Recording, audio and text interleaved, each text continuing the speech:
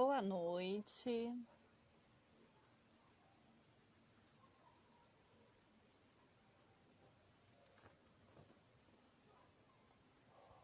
Boa noite a todos.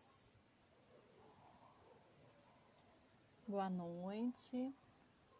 Aguardando um pouco enquanto as pessoas vão entrando, né?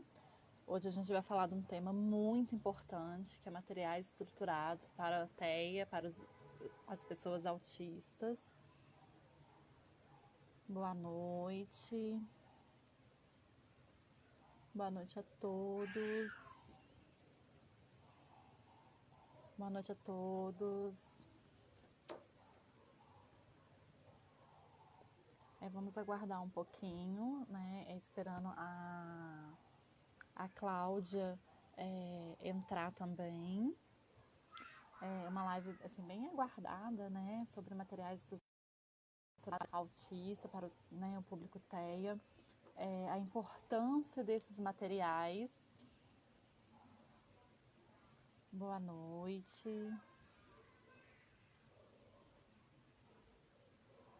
Boa noite. A Cláudia já entrou. Eu vou adicioná-la para a gente começar a conversar.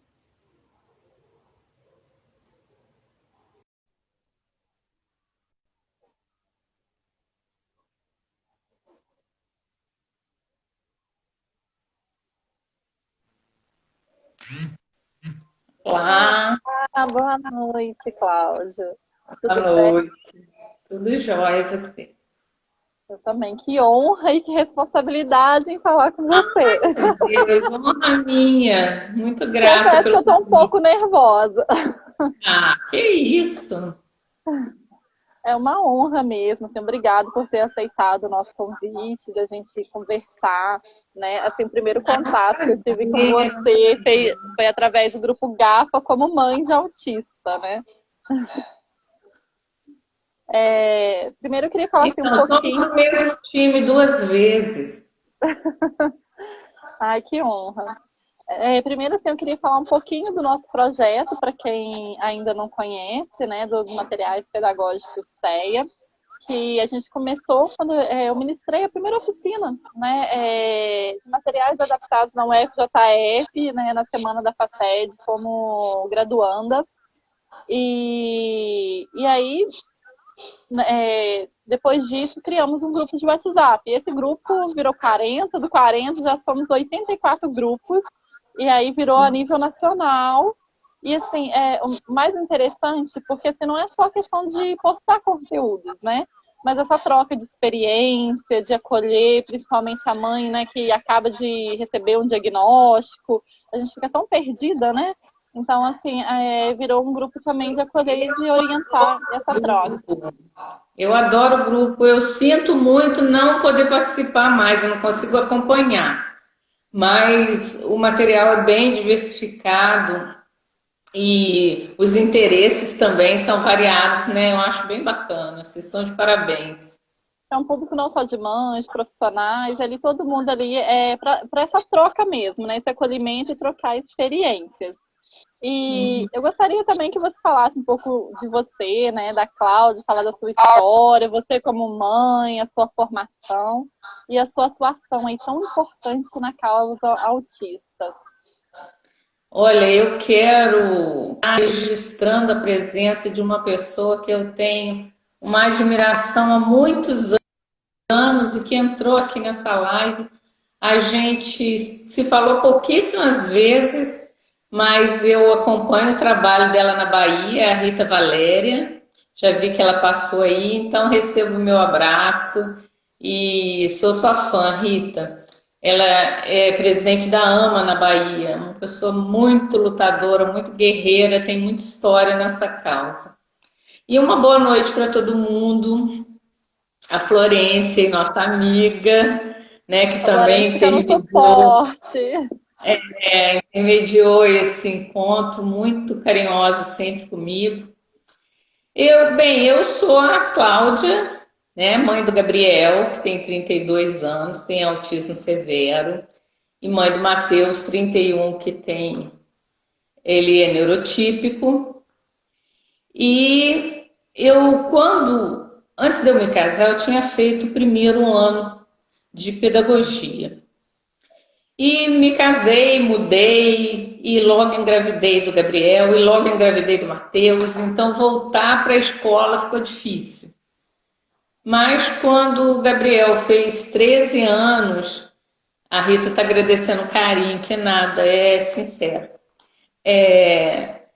Quando ele fez 13 anos, eu me separei também do pai deles, e eu sempre quis voltar a estudar, e não voltava por causa das confusões de dentro do casamento, de casa, rotina, essas coisas.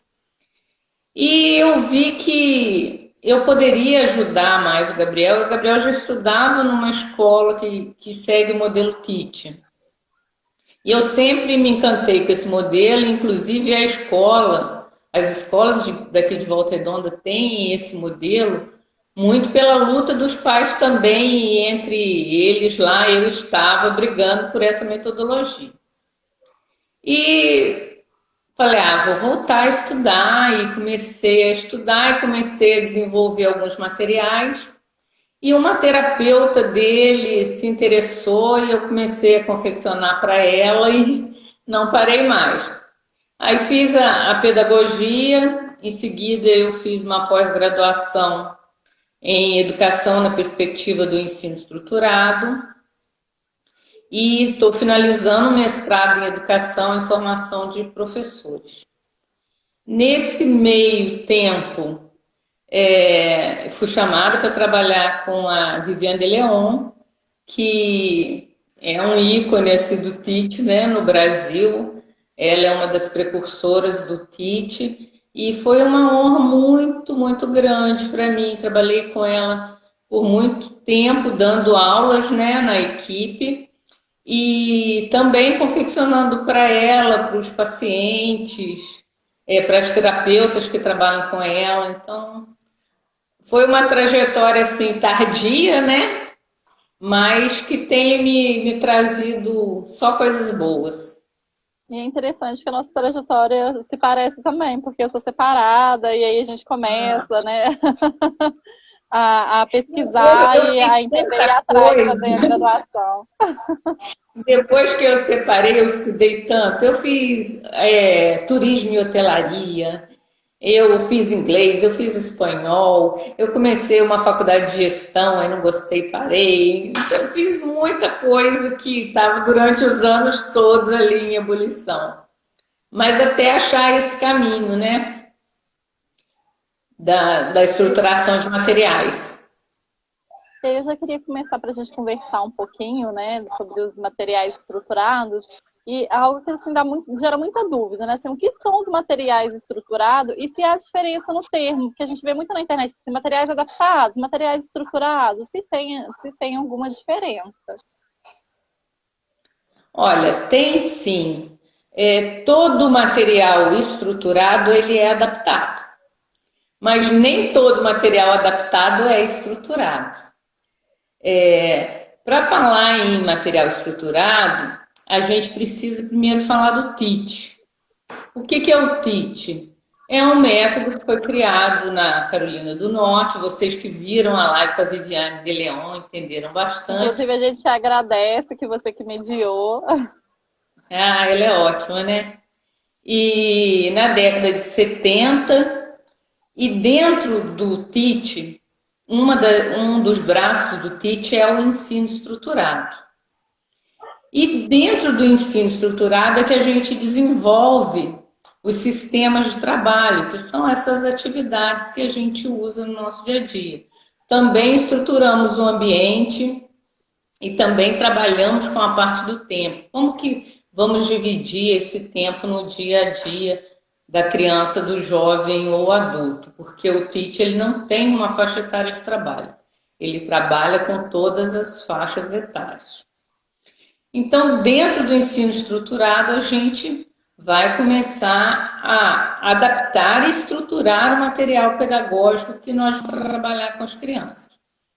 O que é esse material estruturado? É um material que deve ter básicos, clareza, organização. E essa clareza visual, e tudo dentro do visual, porque o autista, ele, na maioria, né, dos autistas, a gente não pode colocar todo mundo numa caixinha, mas a maior parte deles tem mente visual. Aprende mais através dessa via. Então, o material estruturado é muito voltado para esse estilo de aprendizagem. Então, a pessoa tem que olhar esse material e saber o que deve ser feito. Então, esse material deve ser claro. Em um dos livros da Viviane, ela ainda fala que o material deve falar com o aluno, com o paciente. E ele deve ser organizado. Por que ele precisa ser organizado?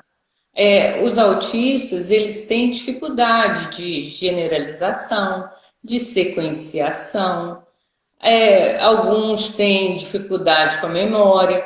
Então, quanto mais organizado esse material estiver, menos ansiedade ele cria para a pessoa com autismo, mais entendimento, né? E mais prontidão para se executar.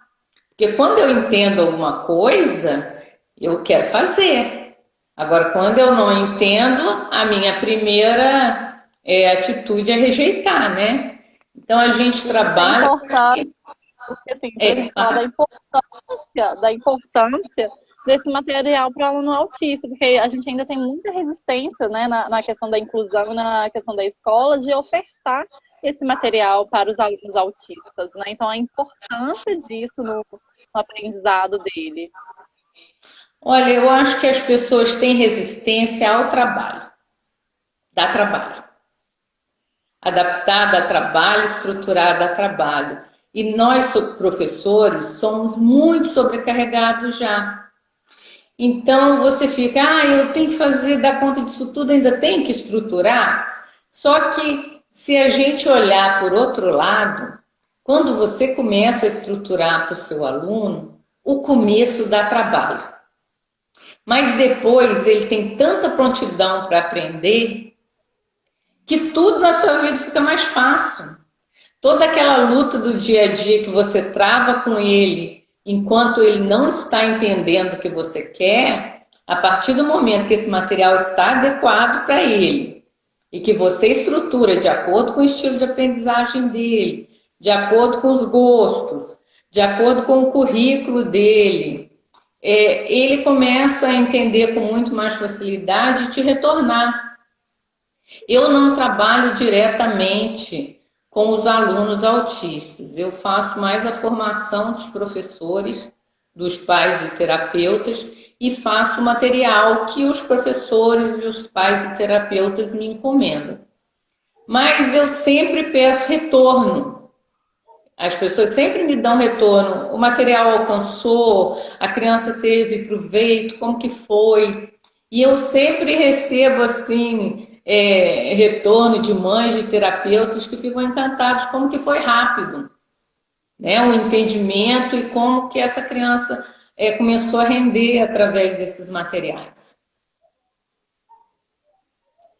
E quando a gente vai pensar, né, no material adaptado, estruturado, por onde começar, né? O que vai te direcionar? Tem uma pessoa perguntando se existem cursos. Sim, qualquer curso que você vê dentro do TEACH é curso para preparar também os pais. A metodologia TEACH, ela nasceu da vontade dos pais. Ela foi estruturada para isso e uma das coisas que trazem a evidência científica para o TEACH é o trabalho com os pais. Então, os pais são sempre bem-vindos. As minhas oficinas sempre tem muitos pais. E eu gosto de dar cursos que tenham oficinas. Eu gosto de pôr o pessoal para trabalhar mesmo. Então, fique tranquila, eu não consigo ler o nome, é atípico, eu acho. Mas tem sim, vamos procurar. Agora volta a pergunta que eu já até esqueci. Que você perguntou, quando a gente vai começar a pensar, né, em adaptar e estruturar um material. Então, assim, por onde eu vou começar, né? O que te direciona para começar a fazer esse trabalho? O que um professor Você ou pai vai, deve pensar ao fazer? você vai começar a partir do conhecimento do seu aluno ou do seu filho. Uma avaliação é sempre bem-vinda, né? E o que que essa pessoa demanda? Quem ela é? O que que ela gosta? O que que ela não gosta? O que que ela já faz? O que que ela tem prontidão para fazer? Ela reconhece imagens, ela reconhece desenhos, ela fala, ela escreve, quais as habilidades. Então você vai por aí. É o conhecimento dessa criança, desse jovem, desse adulto, é que vai te direcionar os caminhos. Mas é muito importante que haja uma avaliação. Não fazer uns materiais assim, ah, eu achei bonito esse material aqui que eu vi na internet e vou fazer para o meu filho e para o meu aluno. Nem sempre funciona. Isso é interessante porque tem muito site que oferece, né, a material adaptado, fala que é material estruturado, e se isso funciona, né, para todo mundo, porque fica algo bem generalizado. E aí acaba esquecendo também que o autista é único, né? Sim. Os autistas, eles têm as especificidades que elas devem ser respeitadas. Então, mesmo que um material possa ser um pouco genérico e você trabalhar com ele, nem sempre vai alcançar tudo que aquela criança necessita. Então, é bom que façamos os materiais para elas, porque aí a gente sabe que está trabalhando com o certo, que realmente vamos acertar. E esse negócio de olhar nas páginas, é lógico, tem muita coisa linda, tem muita gente que trabalha muito bem, e a gente fica encantado mesmo, né? Mas nem sempre aquilo que é oferecido é bom para o seu aluno e para o seu filho. E muitas vezes os autistas são rotulados por causa disso. Oferecemos materiais que não são adequados, aplicamos esses materiais também de maneira inadequada e colocamos no aluno a culpa de um não rendimento. Eu Teve fiz uma um material pergunta. lindo para ele, mas ele não quis. Ele rejeitou. Ele rejeitou porque ele não entendeu aquele material. Aquele material não era para ele. Então a gente tem que ter muito cuidado. E já que a nossa amiga aí do Atípico falou sobre cursos, também ter cuidado com cursos. Porque as pessoas, infelizmente, hoje, isso está um boom, isso do material, né? E muita gente está muito interessado em desenvolver para ganhar, mais para ganhar, do que para passar realmente um conteúdo. Essa semana eu vi uma moça que estava oferecendo um curso e eu perguntei, falei, porque ela estava falando em arquivos, em PDF e tal. Falei, mas você vai só ensinar em cima de arquivos prontos ou você vai ensinar adaptação de acordo com o desenvolvimento, de acordo com o currículo? Aí ela virou e falou assim, não, eu já entrego o material pronto, eu não ensino a adaptar. Então, qual que é o interesse nesse curso? Você vai receber dela ou outra, né? 3 coisas prontas e depois você vai fazer o quê? O seu aluno vai precisar de 3 materiais só. Ele vai precisar de você por um ano. E no outro ano você vai receber outros. Então você precisa saber como fazer, para quem fazer, quando fazer, entendeu? A gente tem E até duas também a perguntas. gente. Oi? A gente tem duas perguntas que vai passando, mas assim, eu guardei a essência de cabeça. Uma é da questão, a gente está falando muito em criança, em aluno, da questão do adulto. O material estruturado serve também para a questão da vida diária? Sim, sim, fazemos sistemas de trabalho que vão alcançar a vida diária. E não só do adulto, da criança também. Toda a rotina nós podemos estruturar. E também podemos, inclusive para os adultos, uma parte que eu gosto muito, foi até o tema do meu TCC, da pós, que é atividades vocacionais estruturadas para jovens e adultos com autismo, que são atividades voltadas ao trabalho. Então, nós começamos na escola com essas atividades, preparando esse aluno dentro daquilo que ele gosta. Por exemplo, ele tem uma tendência a gostar de trabalhar em escritório. Nós vamos fazer atividades que vão ensiná-lo, quando ele entrar para o mercado de trabalho, poder desenvolver por aí. Então, na idade adulta, a gente não faz só os materiais de rotina. Nós continuamos desenvolvendo tanto a parte pedagógica, como as atividades de vida diária e também as atividades laborais e pré-laborais também. Nossa, isso é tão importante, porque tem uma defasagem, né, quando o autista chega na parte adulta, que a gente ainda não tem políticas públicas, a gente não pensa o que fazer, né? E é interessante isso. Eu gosto muito dos desafios. Eu sou aquela capricorniana que não desiste nunca, né? E quando eu pego um desafio, eu quero levar aquilo em frente. Quando eu entrei para a universidade, eu achei que eu entrei para uma das melhores, né, aqui no estado do Rio. E eu achei que eu iria aprender muito para confeccionar materiais. E não aprendi. Eu fui fazer o meu TCC e fui fazer sobre isso, não tinha pesquisa, só tinha pesquisa americana ou espanhola, outras línguas, né? É um desafio ainda. Eu não consegui orientador, porque ninguém sabia do que eu estava querendo falar. Então foi bem complicado. Aí quando fui fazer a pós, eu fui fazer em atividades vocacionais que ninguém aqui no Brasil fala também. Ou se fala, ainda não chegou em mim, né? Mas falam até de atividades vocacionais, mas não com estruturação. A que eu faço, ela é dentro do ensino estruturado. Então, outro desafio também. Peguei outro orientador, porque o primeiro também não chegava, ele não conseguia entender aonde eu queria chegar. Mas, assim, espero aí estar deixando um legado e um ponto de interesse para os professores que estão vindo, né? A Viviane acho que falou do livro com vocês, né? Isso é muito interessante.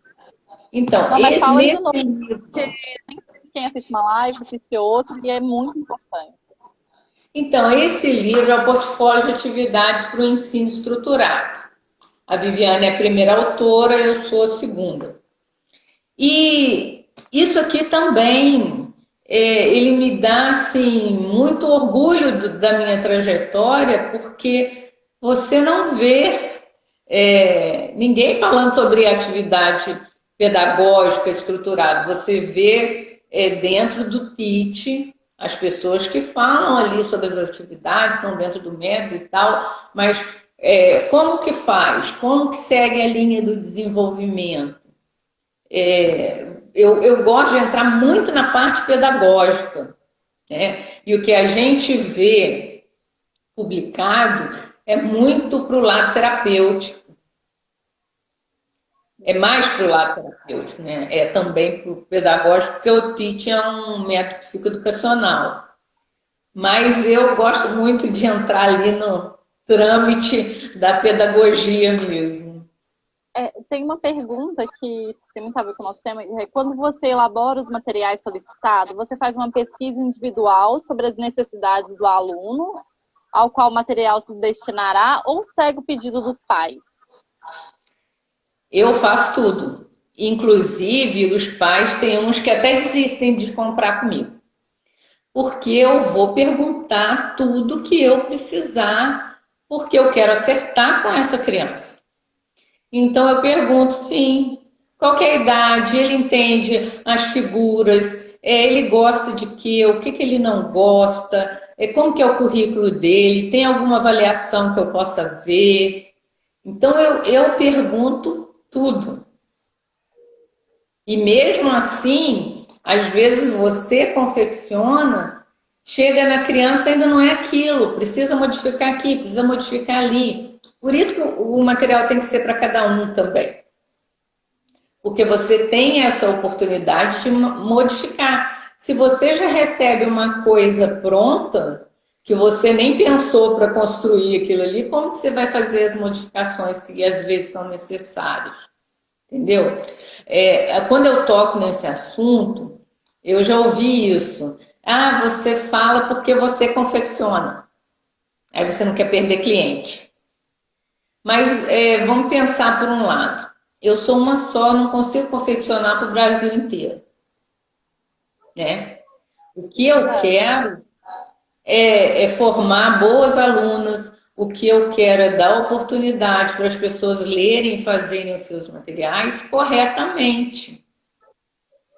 Né? Não é ver o que muitas vezes a gente está vendo hoje, que é uma explosão de vendas de materiais, mas quando você vai olhar, está confeccionado errado, está fora de padrão, não vai alcançar aquela criança, está muito genérico. Então, gente vendendo pacote de atividades estruturadas. Em pacote. Como que você vende autismo em pacote?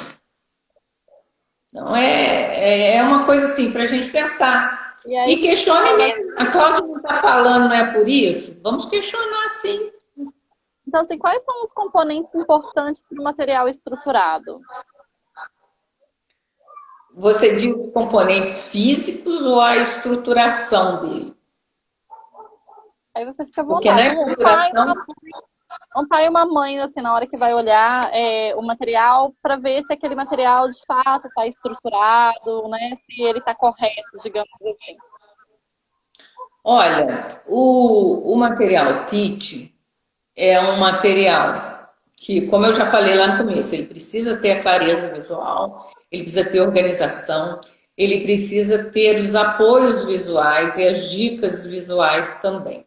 Então, a gente sempre trabalha com cores, com setas, com símbolos, para apoiar o aluno. Em que direção que ele tem que ir? O material TIT geralmente é esquerda para a direita, você trabalha da esquerda para a direita, ou de cima para baixo. Então, se você vê um material que foge muito disso aí, você já fala, não é um material estruturado. Geralmente trabalhamos com velcro. Quanto mais estrutura, quanto mais concreto nosso aluno mais estrutura ele demanda.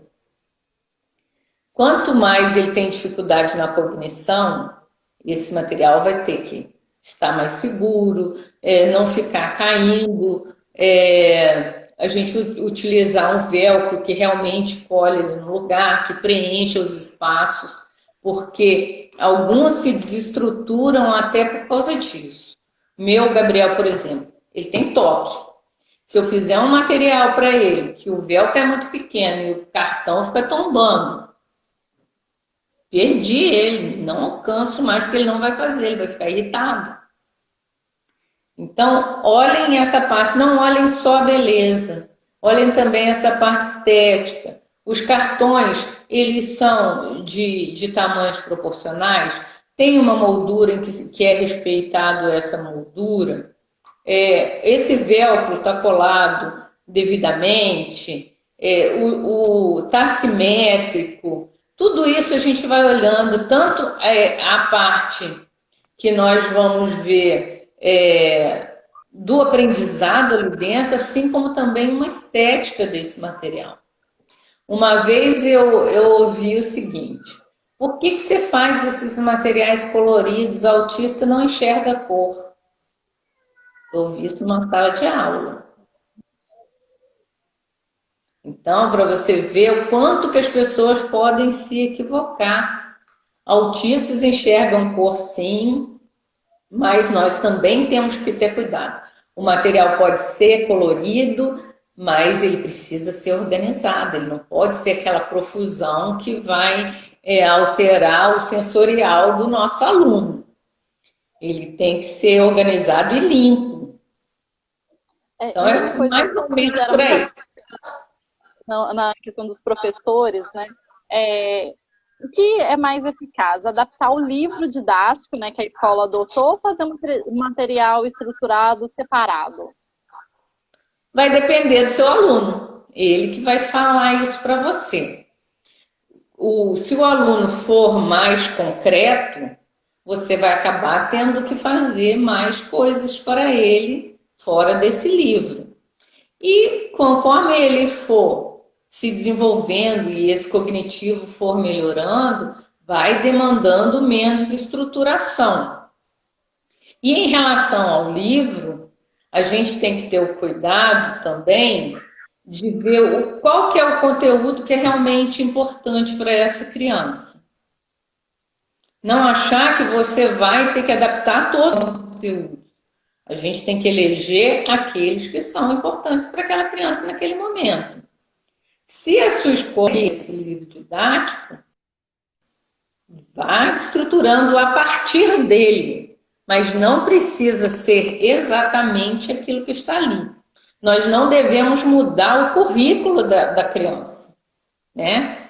Mas adaptar dentro dele as coisas que são mais importantes para ela. Isso é interessante você falar, né? E que aí tem até o dilema da letra cursiva, né? Então, assim, o que devemos fazer? Porque tem uma insistência muito grande. E aqui, assim, eu como mãe, eu desisti, letra bastão, só para poder, na leitura. Mas, assim, tem muitas escolas, muitos professores que até a gente explicar, né? Querem a todo modo, e muito pedido, né? Tem atividade de letra cursiva, de ficar copiando aquilo. Uma coisa que eu sempre brinco com as minhas alunas é assim: será que a maioria dos médicos são autistas? Eles não aprenderam a escrever letra cursiva e nem letra bonita. Então, por que se cobra só do autista? Mas a gente tem que ter também o entendimento de quem é aquele nosso autista. Ele tem um problema motor? Porque alguns têm. E que vão dificultar ele querer isso. Tem aquele autista que ele só faz aquilo que você pede quando ele já dominou aquilo. Então você vai querer letra cursiva, se ele não dominou, ele não vai querer fazer. Tem aquele que está mais interessado no computador do que na escrita. E hoje em dia a maioria de nós está assim. Quem está querendo escrever tratados à mão? É tudo no computador. É lógico que a letra cursiva tem o seu papel lá no seu desenvolvimento neuronal e todos aqueles conceitos que são passados para a gente, mas para o meu aluno, olhando individualmente, para esse aluno isso é mais importante? Ele ficar frustrado na minha aula, ele rejeitar as atividades, porque também ele pode não estar preparado para esse momento. Não é porque ele tem certa idade, ele está em tal série, que naquele exato momento ele está preparado para aquela atividade. Ele pode estar preparado anos depois. Isso não quer dizer que a inteligência dele seja menor ou maior. Quer dizer que a prontidão dele para aquilo está em outro momento. Então, o professor, para ser um professor de autistas, ele precisa estudar muito e ele precisa ter uma sensibilidade, ele precisa ter tempo para conhecer esse aluno. E, infelizmente, um ano passa muito rápido. Quando o professor está começando a conhecer esse aluno, quando esse aluno está começando a confiar nesse professor e começando a dar retorno, o ano acaba. Então, a gente precisa também pensar nisso. Por que tem que mudar de professor todo ano para esse aluno? Será que se a gente manter um ano a mais, não vai ser melhor para os dois? Inclusive, então, teve docente, auxiliar, que na prefeitura troca tanto, aí entra um, aí sai outro, nem acabou o ano, né?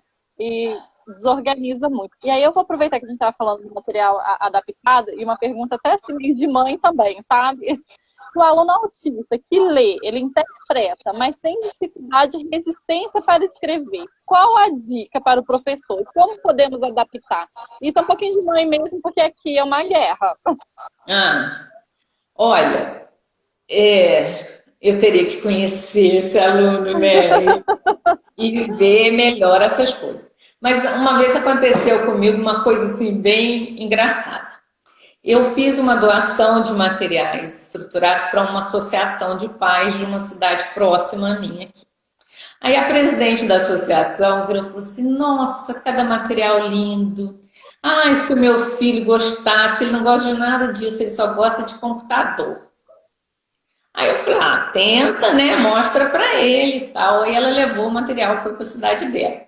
No outro dia ela me mandou foto da criança sentadinha na mesa e fazendo aquilo tudo. Aí ela virou e falou assim: Cláudia, como que acontece isso? Ele só gosta de celular, de computador. Eu falei: Porque isso aí está indo de acordo com o interesse dele, ele está entendendo, então ele quer fazer. Então, o seu aluno, se ele já lê, se ele escreve, ele talvez não precise de tanta estruturação como você está querendo estar. Esse cognitivo dele já está mais avançado. Esse não gostar de escrever não quer dizer que ele não sabe ler ou que ele não sabe escrever também. Vamos procurar qual que é o interesse dele para que ele tenha vontade de escrever. Vamos procurar saber se ele não gosta de escrever porque tem algum problema motor, que essa mão dói. Se ele não gosta de escrever porque ele acha que a letra dele é feia, se aquilo não tem função para ele. O autista, se ele não vê a função nas coisas, ele não vai fazer. Então, interessante, porque assim, no meu caso do meu filho, né, que eu aproveitei coisas como mãe, no entanto, ele não consegue letra cursiva, tem toda uma questão de coordenação motora, e aí a gente fica insistindo, né, na atividade de escrita, então vamos pensar de outras maneiras, que ele não precisa exatamente escrever, mas que seja funcional à atividade, né, já que o cognitivo está caminhando. É isso aí. Você tá vendo por que eu não sou ligada em nenhuma escola, né? Porque eu começo a questionar essas coisas todas, eu enlouqueço os pares. Aí eu acabo não. Não, é brincadeira.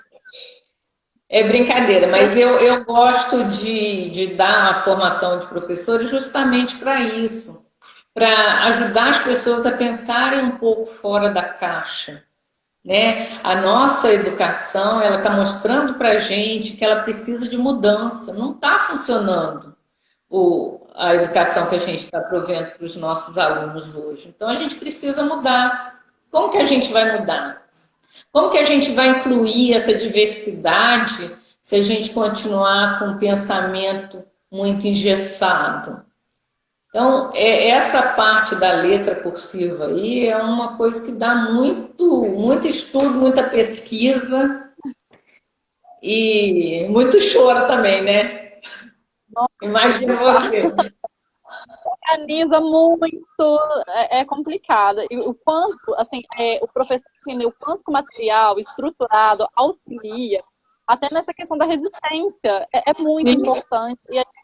E a gente, infelizmente, tem uma defasagem durante a graduação da pedagogia, né? É nesse sentido de transmitir conhecimento nessa formação dos professores também, né? E o professor tenta buscar, né?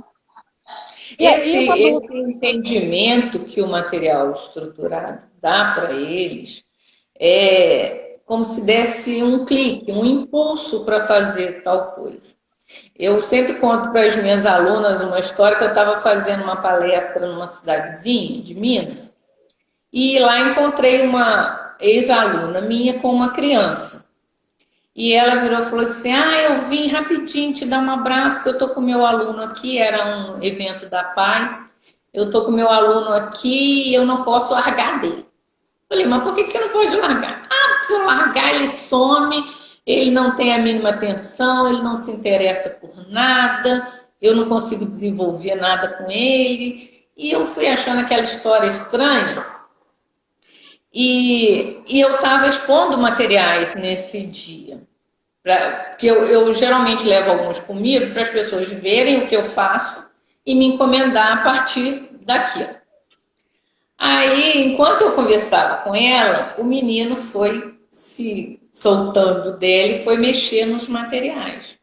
Tinha um material que era de generalização.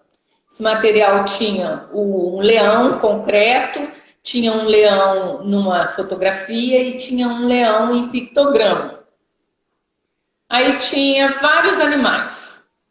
A criança foi montando tudo direitinho.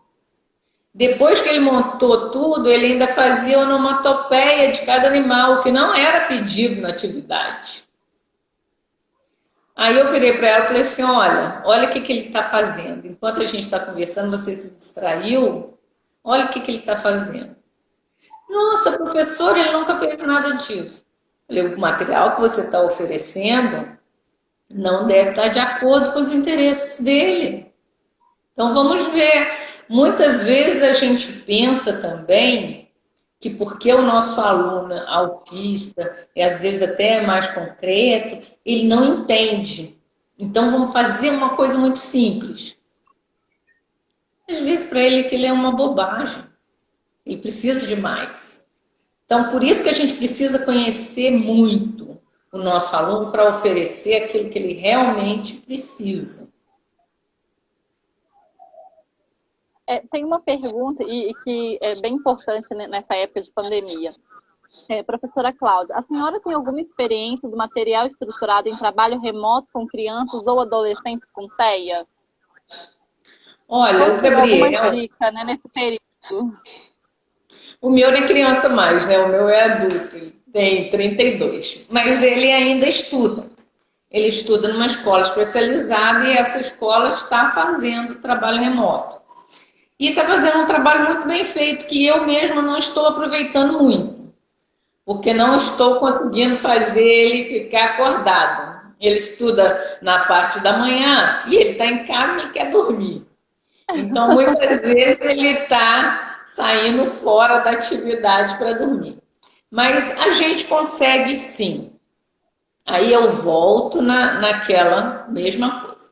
Conhecer esse aluno. Vai ter o aluno que vai conseguir acompanhar um tempo maior. Vai ter o aluno que você vai ter que dar uma atividade e já está muito bom. Vai ter aquele aluno que você vai dar 3 atividades, mas entre as atividades você tem que dar um tempo para que ele descanse, para que ele volte a atenção. Então a gente tem que pensar em cada aluno. Agora, que dá para fazer, dá para fazer. E sempre também buscando o interesse dele.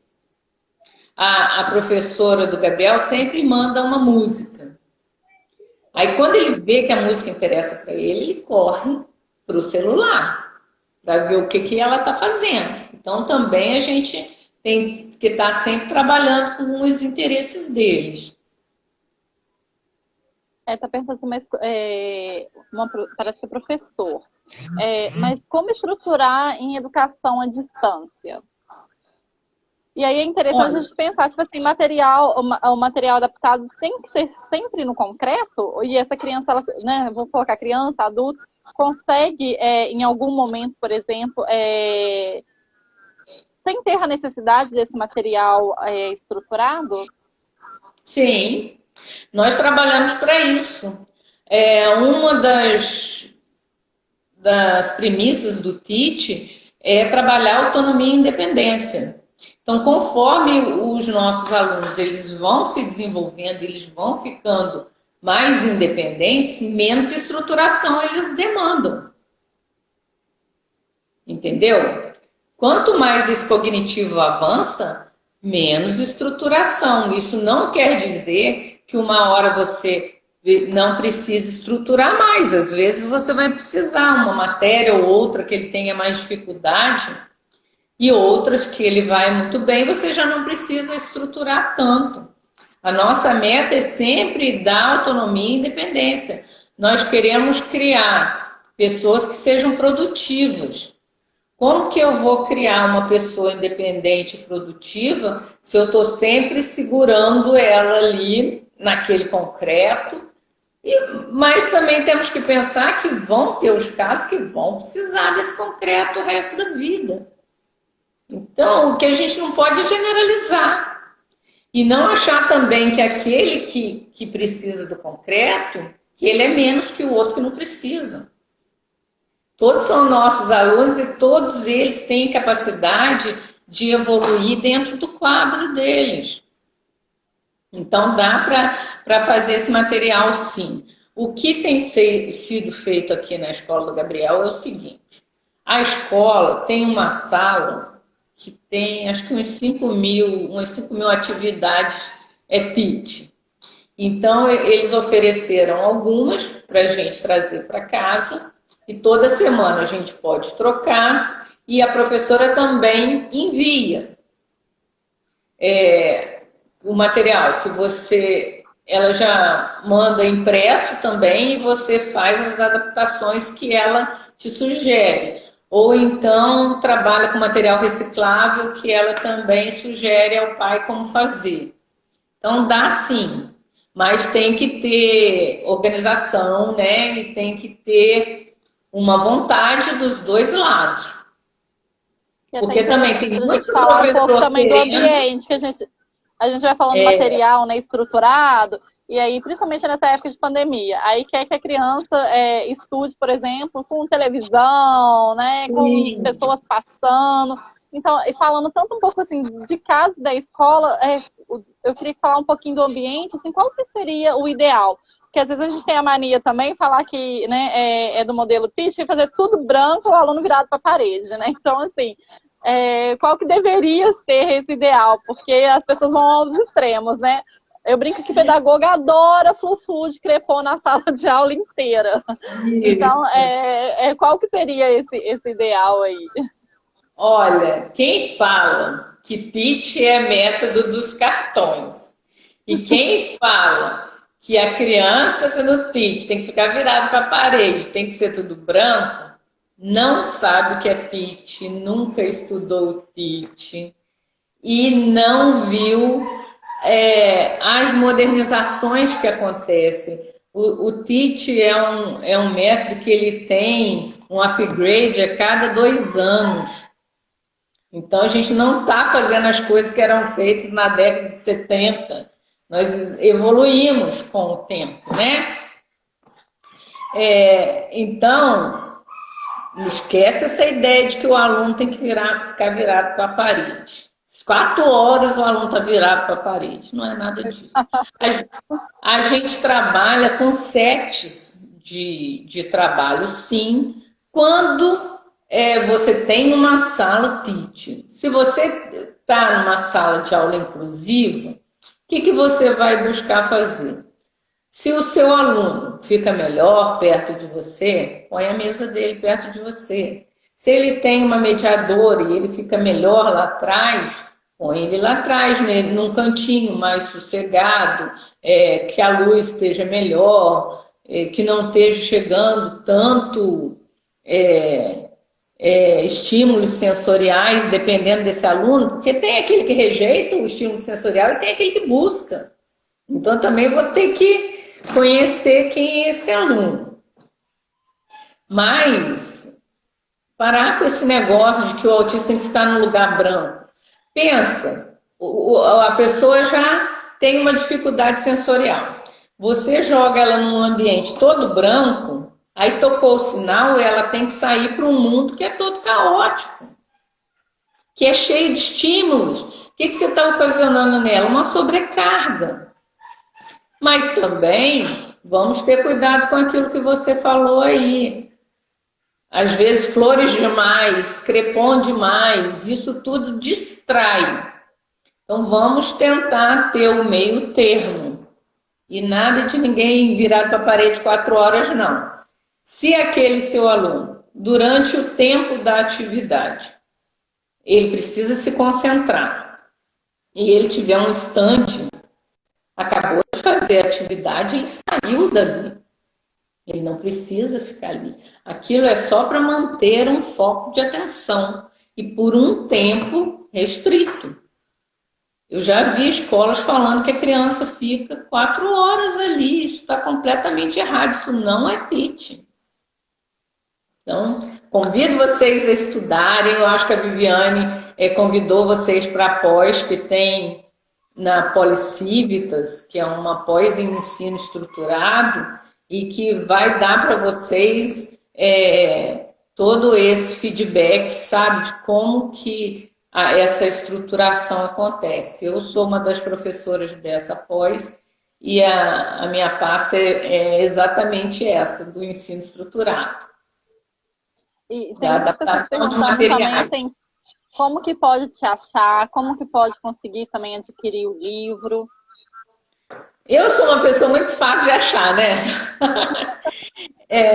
Além da minha rede pessoal, você me acha no Instituto Ninho, @Instituto Ninho, ou a página do Instituto Ninho no Facebook também.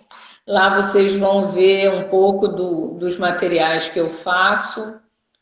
E também estou na Reunida.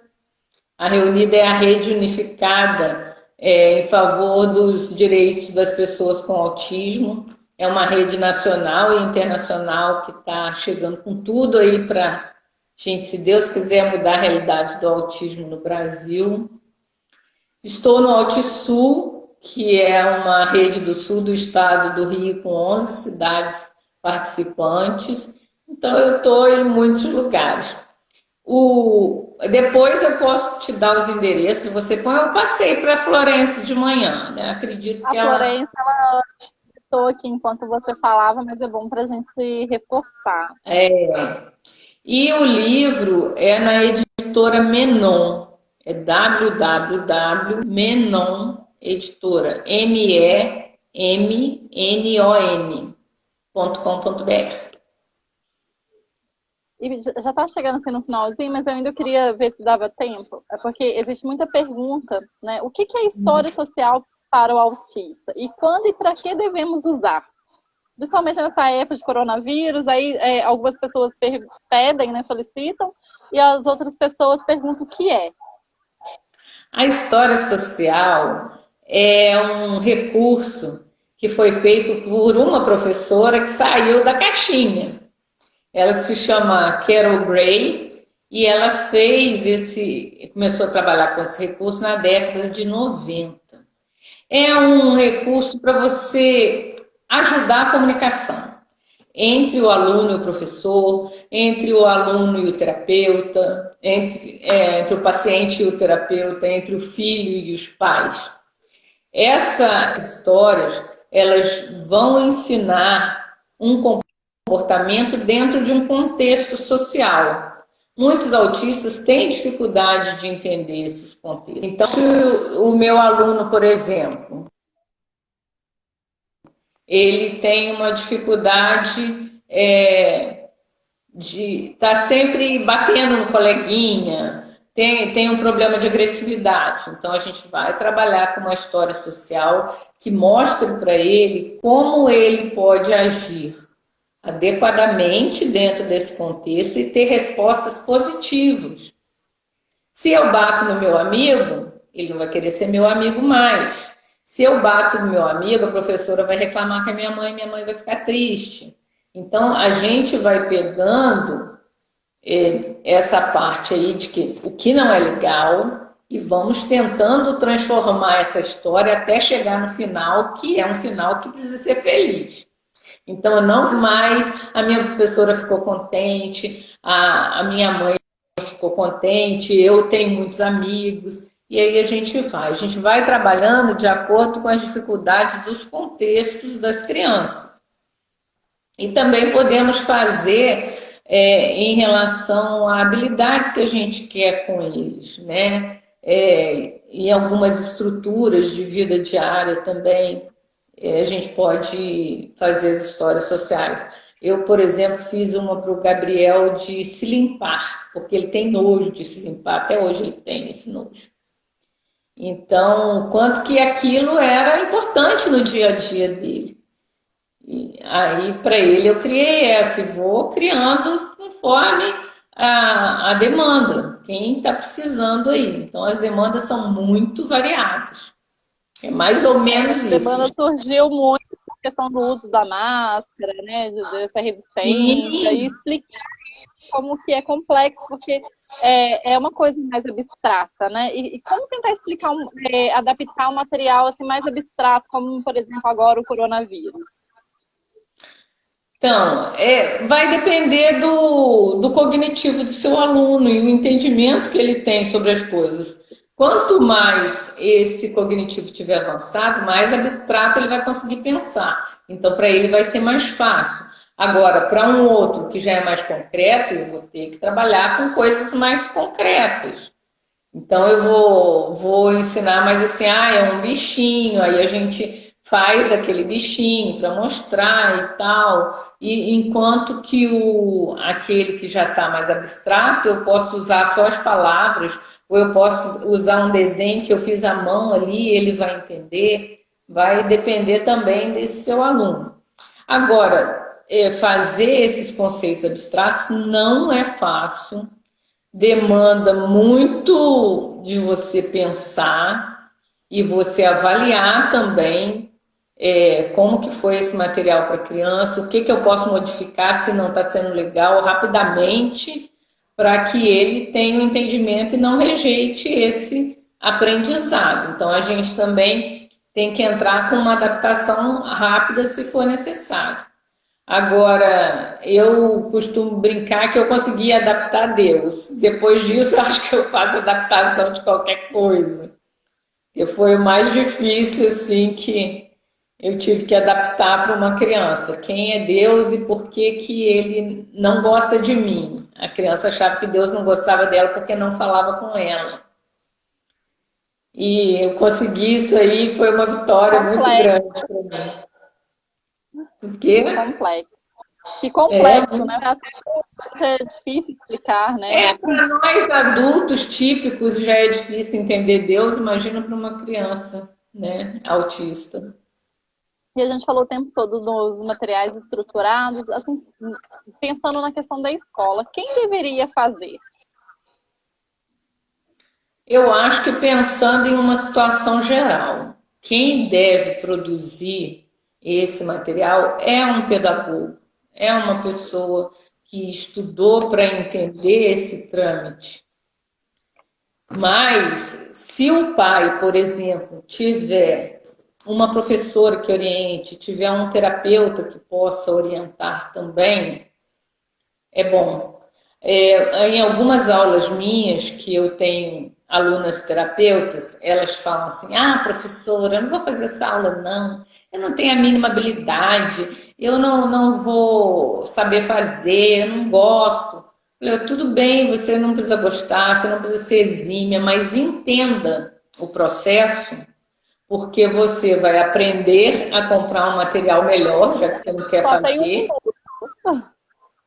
Então, e você vai poder ensinar esses pais também. Então, para mim, confecção de material é com pedagogo, orientando terapeutas ou orientando os pais. A gente já está no final, agora mesmo vai cair a live.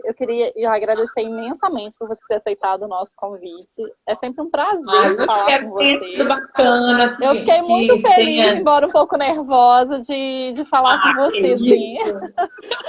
O quanto que você representa para a causa autista, não só na parte de material adaptado, mas assim, para nós mães, o quanto que você é importante, quanto avanço, né, que você vem lutando aí na causa, o quanto você é ativista e nos ajudando, além da área pedagógica. Muito obrigada, Cláudia, pela Mas sua isso é disposição. amor que extrapola. Eu amo as professoras, amo as minhas alunas, amo as mães como eu.